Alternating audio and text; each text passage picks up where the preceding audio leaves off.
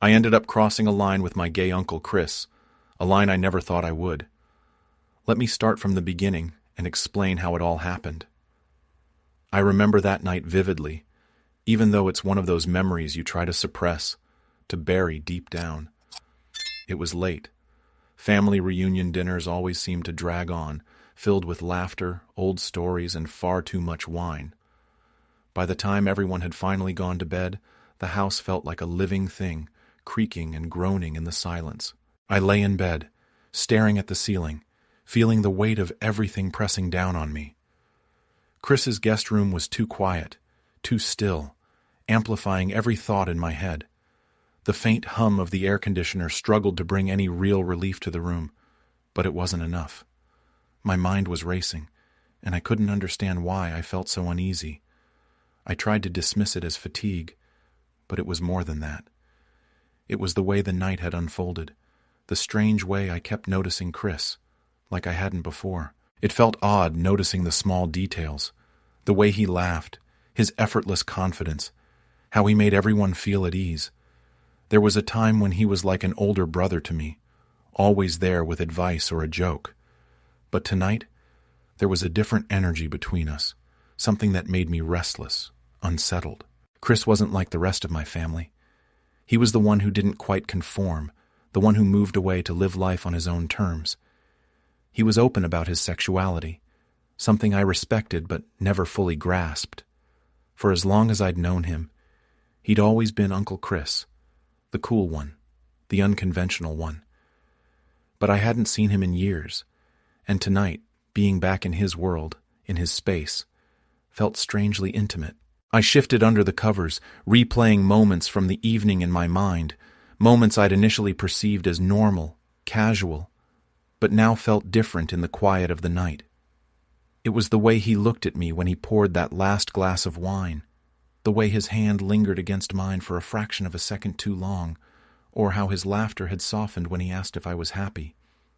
It was as if he could see something within me that I hadn't even recognized myself. But why was I thinking about him this way? It didn't make sense. I'd always been certain of who I was, what I liked, how things were supposed to be. Yet, tonight, there was something lingering in the air between us, something unspoken that made my skin tingle and my thoughts wander where they shouldn't. I closed my eyes, trying to force myself to stop thinking about him, to ignore the strange knot in my stomach, the way my heart raced at the thought of him just down the hall. I told myself this was just my imagination, that tomorrow everything would return to normal. We'd laugh about the reunion, I'd go home, and all of this would become a distant memory. But just as I was starting to relax, I heard footsteps outside my door, soft but distinct. My heart skipped a beat, and I held my breath, listening. They stopped just outside, and for a moment I thought he was going to knock. But the silence stretched on, thick and heavy, and I could feel his presence on the other side, as if he were experiencing the same uncertainty I was, standing there in the quiet. I don't know how long he remained there, but eventually the footsteps retreated down the hall, and the tension I hadn't realized I was holding on to left me breathless. I lay there, staring at the ceiling, my mind racing with questions I wasn't ready to confront. The next morning, I woke up feeling exhausted, like I hadn't slept at all. Sunlight streamed through the blinds, but I just lay there, trying to shake off the lingering unease that had followed me into sleep. Part of me hoped everything from the night before was just a figment of my imagination, a residual effect of too much wine and old family memories. But as I dragged myself out of bed and into the kitchen, there he was. Chris was already up, coffee mug in hand, leaning against the counter as if he'd been waiting. His eyes met mine, and I felt that same unfamiliar pull in my chest, the one that made me feel like a stranger in my own skin. "Morning," he said, his voice warm but casual. I could see him watching me, as if trying to decipher something between the lines, something neither of us could articulate. I managed a nod, mumbling a greeting as I poured myself a cup, my hand trembling slightly in a way I hoped he wouldn't notice. We didn't speak much, just stood there in silence, sipping our coffee, the quiet stretching between us, daring us to break it. I could feel him beside me just a few feet away, close enough to touch yet far enough that it felt like a wall separated us. I kept glancing at him, trying to understand him, wondering if he could see through the facade I was so desperately trying to maintain. Then he spoke, his voice low, like he was sharing a secret. "It's been a while since we've had a chance to just hang out. I missed this, you know." There was something in the way he said it, something in his tone, that made my stomach flip. I nodded, swallowing hard. "Yeah, me too," I replied, forcing a smile, trying to pretend it was nothing. But I could feel his gaze on me, warm and intense, as if he were waiting for me to say more. I couldn't take it, the way he looked at me. It felt too intense, too loaded. I turned away, feigning interest in the view outside the window, the trees swaying gently in the morning light. But it didn't help. I could still feel his presence, his eyes on me, making my skin tingle with an unfamiliar electricity. He moved closer, his arm brushing against mine, and I froze. It was a fleeting touch, casual and harmless, but it felt like a spark had ignited within me, setting every nerve ending alight. I told myself it was nothing, just an accident, but I could feel the heat rising in my cheeks, the quickening of my pulse betraying everything I was trying to ignore. I cleared my throat, attempting to break the spell, to dispel the strange tension. "So, what's the plan for today?" My voice came out a little too brightly, a little too eager to change the subject. He looked at me, his gaze steady, unreadable, as if he knew exactly what I was doing. "I figured we could just take it easy, maybe head out later, get some fresh air." He paused, his eyes never leaving mine. "Unless you'd rather stay in." It was a simple suggestion, but the way he said it implied a hidden question, something unspoken that made my heart skip a beat. I managed a weak smile, nodding, feeling like I was teetering on the edge of something I didn't understand. "Yeah, sure, whatever works." The words felt hollow, barely scratching the surface of the emotions simmering beneath. But he just nodded, his eyes softening, a faint smile playing on his lips, as if satisfied with my response. For the rest of the morning, we danced around each other, our conversations polite and cautious, each of us pretending everything was normal, that there wasn't a strange, heavy silence filling the room every time our eyes met. But deep down, I knew we were both feeling it, the mounting tension, pressing in on us, something neither of us could ignore for much longer. That afternoon, we decided to go for a walk. The air was cool, carrying the scent of pine and damp earth, grounding me in a way I desperately needed. We wandered along the narrow path behind his house, a quiet trail winding through tall trees and patches of wildflowers. Neither of us spoke much. There was a comfort in the silence, yet the same tension lingered, pulling tighter with every step. As we walked, I kept stealing glances at him, trying to decipher his expression, to see if he was feeling it too. Chris possessed a certain calmness, a quiet confidence, like he knew something I didn't. It was both unsettling and reassuring, as if he were a stable presence in a world that suddenly felt like it was spinning out of control. I wanted to ask him questions, the ones swirling in my head, but I couldn't bring myself to speak. Finally, he broke the silence, looking at the trees ahead. "You know, when I moved out here, I didn't think I'd see much of the family. Figured everyone would keep their distance, you know?" I frowned, taken aback by the hint of loneliness in his voice. "Why's that?" He shrugged, his gaze still fixed on the path. "It's different that people talk about at the dinner table. Sometimes it's easier to be on your own than deal with being the black sheep." His words hung in the air, settling like dust. I felt a pang of guilt, realizing how little I'd considered what it must have been like for him all these years. My family wasn't exactly known for their open-mindedness, and while they tolerated Chris, it was clear he didn't meet their expectations. "I know the feeling," I said, a heaviness in my chest. "I get it. I mean, I don't know if I've ever felt like I really fit in either. Not with them, anyway." He looked at me, his eyes soft, filled with an understanding that ran deeper than words. "Yeah, I never would have guessed. You always seemed so sure of yourself." I laughed, but there was no humor in it. "I don't know. Sometimes I think I've spent so much time trying to be what they want that I don't even know who I am anymore." The words tumbled out before I could stop them, and I instantly felt exposed, vulnerable. But he just watched me, a look of quiet empathy in his eyes. "I know what you mean," he said softly. "Sometimes it feels like you're living a life that doesn't belong to you, doesn't it?" I nodded, swallowing hard. There was something in his voice, in the way he spoke, that made me feel seen, understood, as if he knew exactly what I was feeling, even the parts I didn't fully comprehend myself. We walked in silence for a while, each lost in our own thoughts. The sun was setting, casting long shadows across the ground, and I felt a strange sense of calm wash over me. I hadn't felt this way in a long time, as if the walls I'd built around myself were finally crumbling, letting in something I hadn't realized I was missing. We reached a small clearing, and he stopped, gazing at the view of the valley below, bathed in the golden light of the setting sun. I joined him, standing close enough that our shoulders almost touched. For a moment, we simply stood there, taking it all in. He turned to me, his expression unreadable, his eyes intense in a way that quickened my pulse. "You ever feel like you're just waiting? Like there's something out there for you, but you're not sure what?" I nodded, barely able to breathe, I whispered. "Yeah, all the time." He held my gaze for a long moment, something unspoken passing between us. There was a quiet vulnerability in his eyes, a softness I hadn't noticed before, and it made my pulse quicken. My mind race with thoughts I couldn't process. I wanted to say something, anything, but the words caught in my throat. I could feel the tension between us intensifying, thickening the air, and I didn't know how to break it, or if I even wanted to.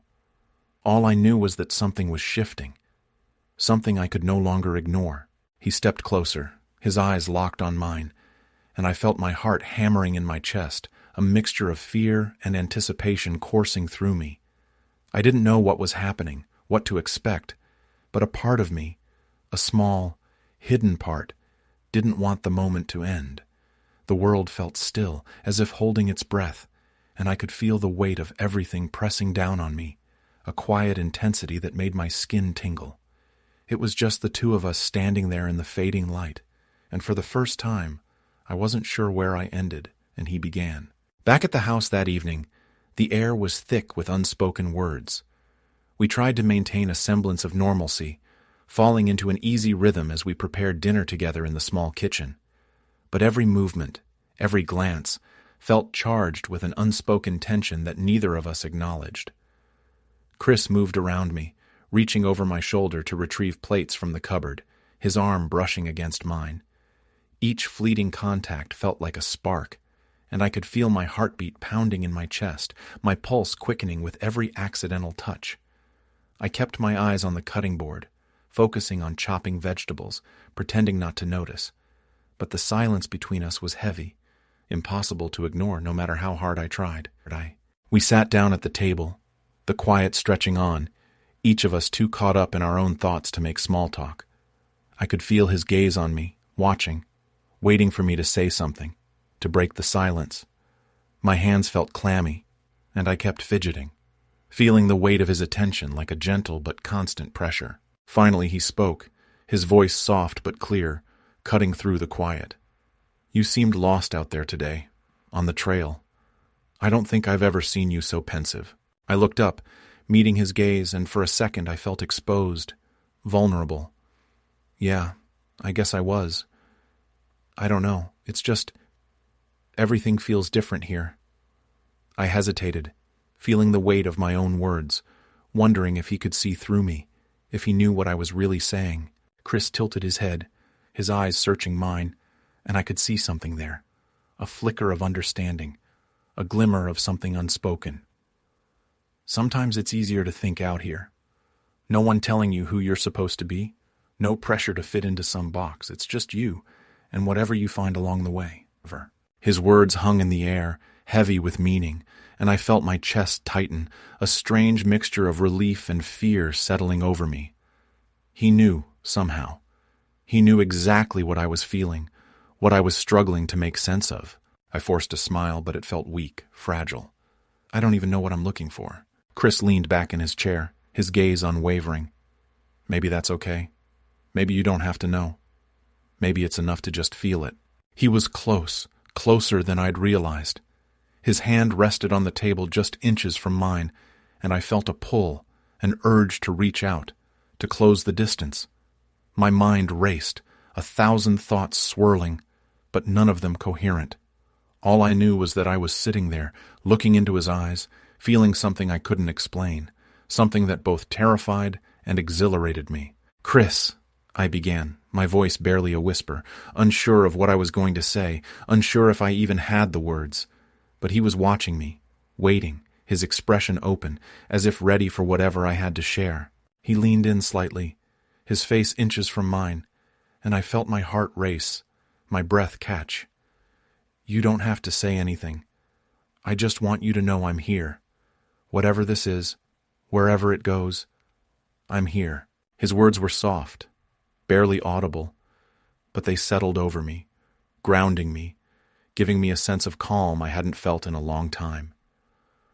I could feel his presence, steady and unwavering, like an anchor in the midst of the storm raging within me. And for a moment, just a fleeting second, everything felt clear. But then the reality of it all came crashing down, the weight of what this meant, the fear of crossing lines I wasn't sure I could ever uncross. I looked away, my throat tightening, feeling the familiar pull of guilt, the voice in my head telling me this was wrong, that I couldn't go there. I think I need some air," I said, my voice shaky, barely holding back the turmoil inside me.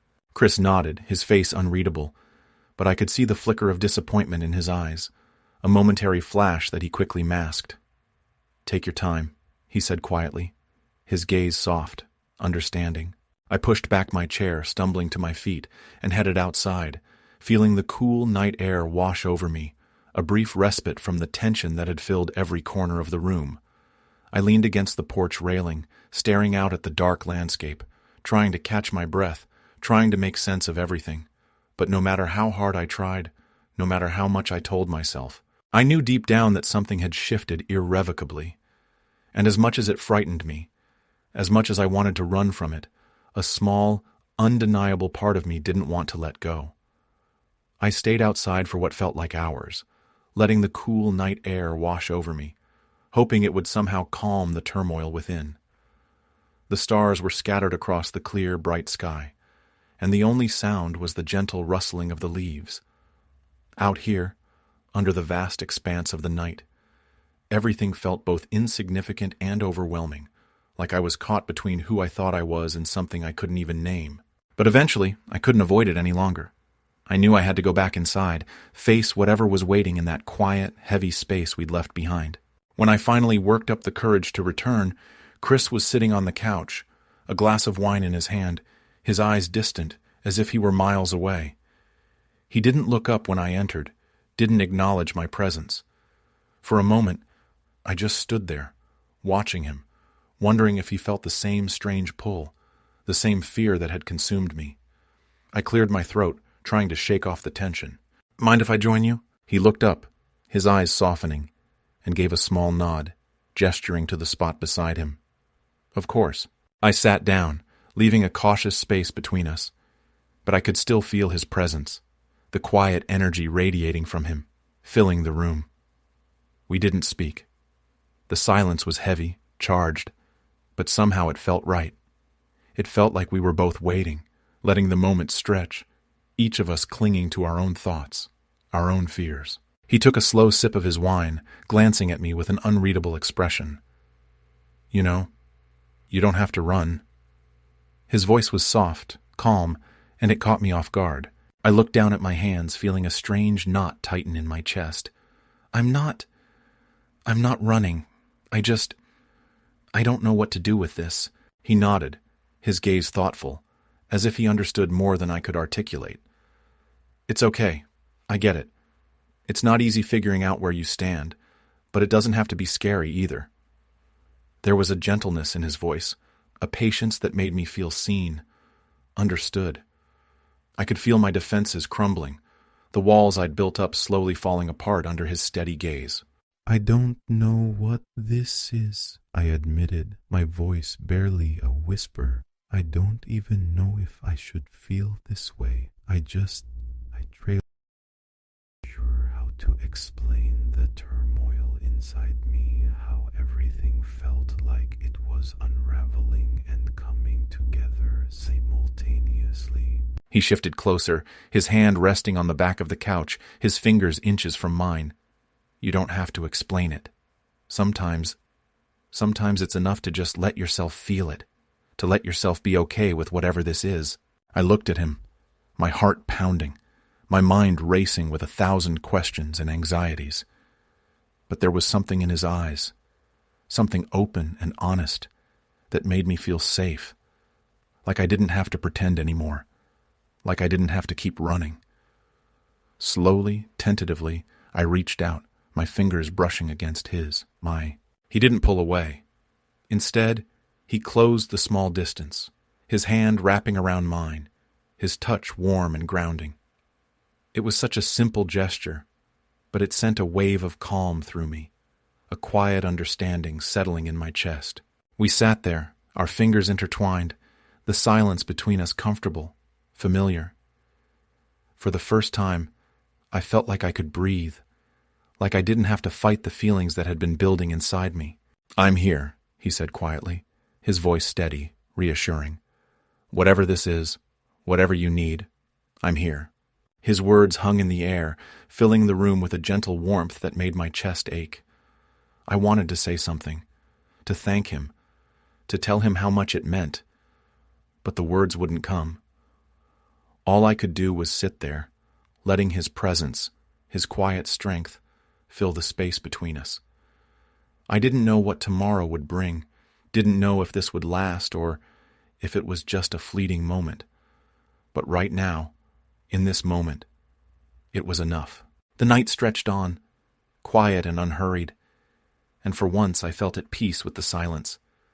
Chris's hand remained in mine, warm and steady, anchoring me in a way I hadn't thought possible. It was strange. Just hours ago, I was running from this, trying to escape the confusion and fear. But now, with him beside me, it didn't feel confusing. It felt right. At some point, we'd moved closer, our shoulders brushing, our legs almost touching. The distance between us had vanished, replaced by an unspoken intimacy that was as comforting as it was overwhelming. I could feel his breath, slow and even, and every so often his gaze would drift to me, a soft smile on his lips, as if he were letting me set the pace, giving me space to process what I needed to feel. Eventually he broke the silence, his voice low, almost a whisper. "You're quiet," he observed, his tone gentle, curious. "What's going on in that head of yours?" I let out a soft laugh, tinged with nervousness. I don't know," I admitted, feeling the weight of everything settle over me. "It's like everything I thought I knew is different now, like I don't know who I am anymore." He nodded, his hand giving mine a reassuring squeeze. "I get it. Trust me, I've been there. It's not easy finding your way through this, figuring out what it all means." My heart hammered in my chest as I gazed up at him. For the first time I truly saw him, not as my uncle, not as the man I'd known my entire life, but as someone who understood me, someone who perceived me with a clarity no one else ever had. His eyes held a warmth, a quiet acceptance that enveloped me in a sense of safety, a feeling that I could finally stop hiding. Without conscious thought, my hand rose, fingers grazing his cheek, tracing the familiar lines etched there over the years. He didn't flinch, didn't recoil. Instead, he leaned into my touch, his gaze locked on mine, his expression soft and unguarded. In that instant, something within me shifted. The fear and doubt remained, lingering at the periphery, but their weight lessened.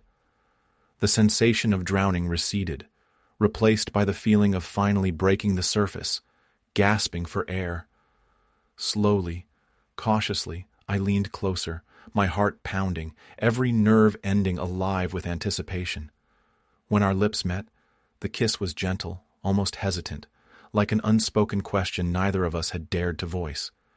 His hand rose to the nape of my neck, drawing me closer, and the world seemed to shrink, to quiet, until it was just us, enveloped in this shared moment.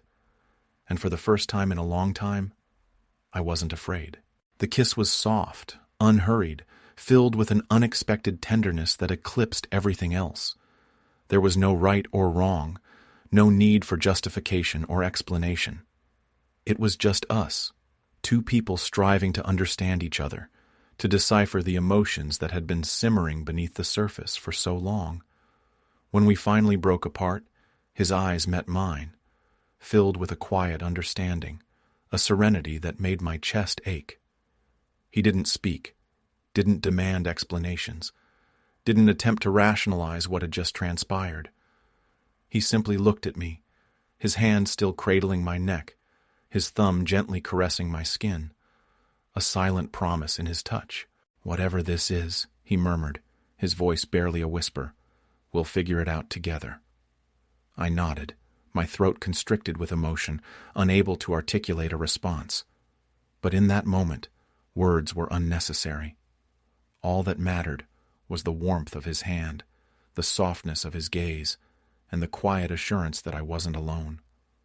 As the night unfolded, we sat there enveloped in a silence that was far from empty. And for the first time in a long time, I felt like I was exactly where I belonged.